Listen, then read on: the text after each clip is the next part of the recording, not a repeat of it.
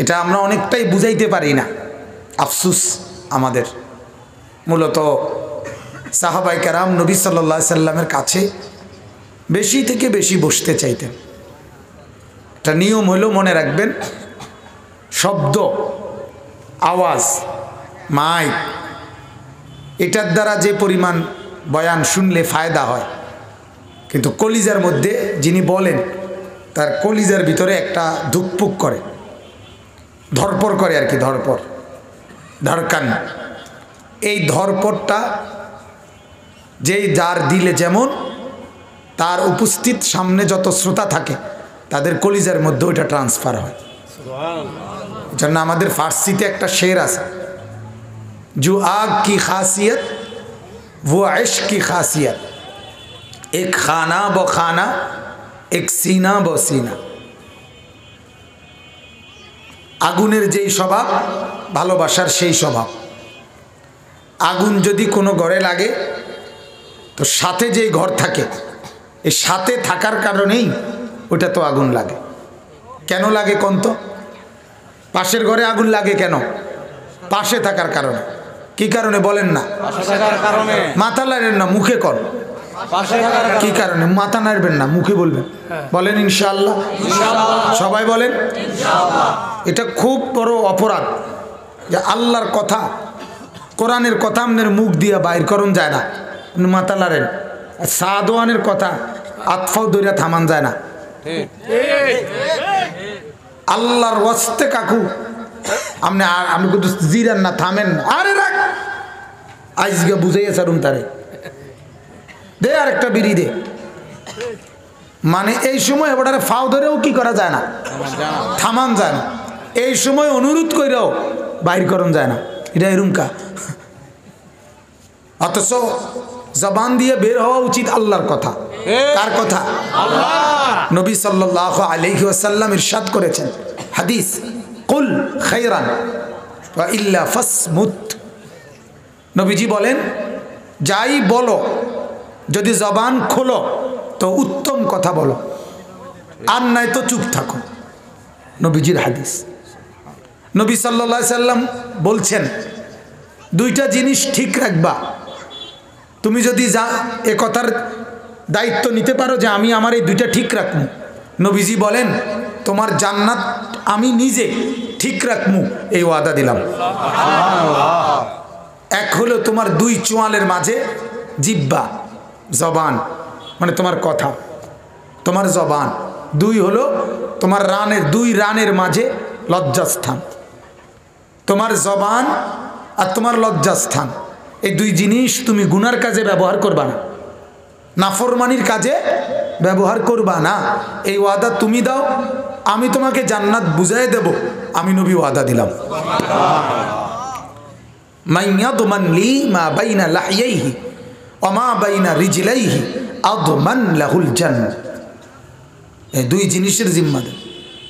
কোরআনুল কারীম আল্লাহ তাআলা বলেন, ইয়া আইয়ুহাল্লাযীনা আমানুত্তাকুল্লাহ ওয়া কুলু কাওলান সাদীদা। হে ঈমানদার, আল্লাহকে ভয় করো এবং যা বলো, কৌল, যাই কথা বলো, সবটাই সত্য বলো। সবটাই কি বলো? বলেন না, সঠিক বলো। আল্লাহ বলেন, ইউসলিহ লাকুম আমালাকুম, তোমার বাকি সব কাজ আমি আল্লাহ ঠিক করে দেব। সুবহানাল্লাহ। তুমি শুধু কি ঠিক রাখো? জবান ঠিক রাখো, আমি কি ঠিক করে দেব? তোমার বাকি সব কিছু ঠিক করে দেব। কোরআনের আয়াত, কি সুন্দর কথা না?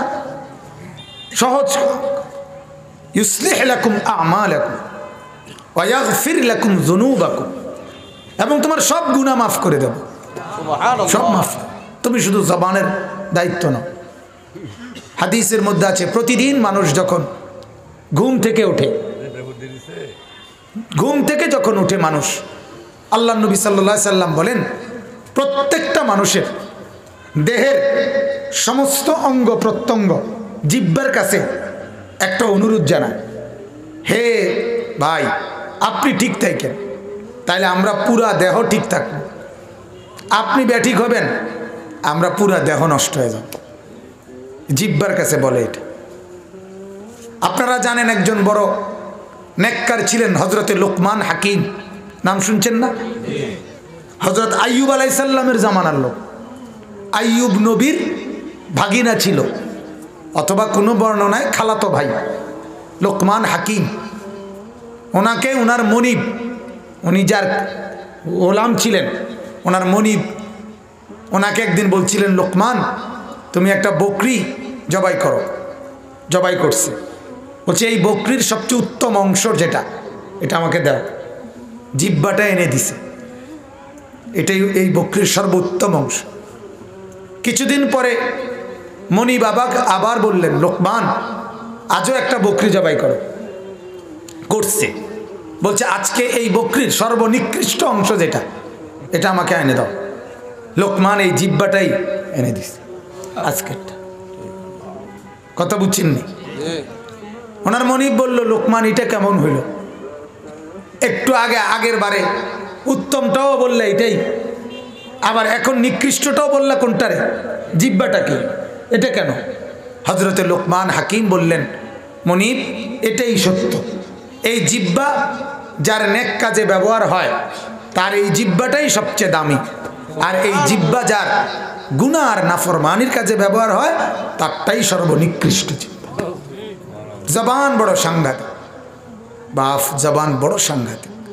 এই জবানের লা ইলাহা ইল্লাল্লাহ 10টা দুনিয়া বরাবর জান্নাত। এই জবান 1 মিনিটে 10 সেকেন্ডে আপনার জন্য জান্নাত ওয়াজিব করে দিছে। এই জবানের একটা কুফরি আমি এটা মানলাম না, আল্লাহ তাআলা বলে তোর জাহান্নামে দিলাম ফালাইয়া। ঠিক না? এক পলকে, জবানের এক শব্দে, জবানের এক শব্দ কবুল, মহিলাটা আমার। জবানের এক শব্দ তালাক, মহিলাটা আমার না। জবান মিনিটে আপন করে, জবান মিনিটে কি করে দেয়? পর করে দেয়। পর করে। বুঝছেন নি আপনি জবান কেমন সাংঘাতিক? এজন্য এটা বড় ডেয়ারিং। একটু এলোমেলো ব্যবহার বরবাদ করে দেয়, এক কথায় ভালোবাসা জমিয়ে দেয়, এক কথায় চিরজীবনের জন্য বিদ্বেষ শত্রুতা তৈরি করে দেয়। জন্য জবানের ব্যবহার খুব খেয়াল করে। আল্লাহ তাআলা কোরআনুল কারীমে বলছেন, ওয়াইলুল লিকুল্লি হুমাযাতিল লুমাযা। এই শব্দের অর্থ এটা। আল্লাহ তাআলা বলেন, এই জবান দিয়ে যে ব্যক্তি মানুষের সামনে অপরের নিন্দা করে, অথবা এই জবান দিয়ে মানুষের পশ্চাতে আড়ালে যে মানুষের নিন্দা করে, উভয়ের জন্য জাহান্নাম। উভয়ের জন্য কি বলেন না? জাহান্নাম। কেমন জাহান্নাম? আল্লাহ বলেন এমন জাহান্নাম, প্রথমত আগে জাহান্নামের খুঁটিতে বান দেওয়া হবে টাইট করে, এরপরে আগুন জ্বলবে, কলজা সহ একসাথে জ্বলে পুড়ে ছাই হয়ে যাবে, কিন্তু মরবে না। নারুল্লাহিল মুখাদা আল্লাতী তাত্তালিউ আলাল আফইদা। আল্লাহ বলেন এমন আগুন জ্বালাবো যে আগুন তোমার কলজা শুদ্ধা জ্বালায় ফেলবে। ইন্নাহা আলাইহিম মুসাদা ফি আমাদিন মুমাদ্দাদ। বড় শক্ত কঠিন মজবুত খুঁটির মধ্যে বাঁধ দেওয়া। আল্লাহ আমাদেরকে মাফ করে দেন।